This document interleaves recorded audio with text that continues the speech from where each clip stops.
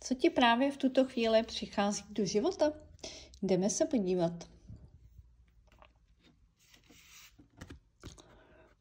Karta světlo. Tak, v běžném tarotu karta smrti, která značí změnu do tvého života. V tuto chvíli přichází nějaké světlo. Dalo by se říct i světlo na konci tunelu. Je vědět, že si tady procházíš nebo jsi prošel nějakou změnou. Ale už ti svítá na lepší časy. Je tady karta nového světa.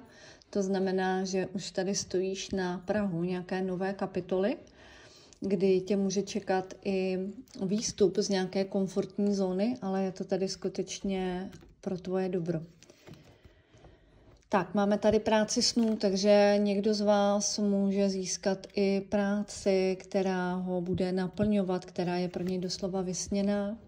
Máme tady dárek, takže budete i dost možná odměněni za to, že jste se nevzdali, že jste pokračovali v životě dál. Ano, je tady opravdu výstup z komfortní zóny.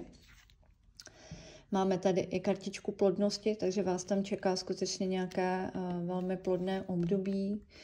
Pro někoho je skutečně miminko, takže pozor, kdo nestojíte o miminko, tak pozor na to a máte tady splněný sen.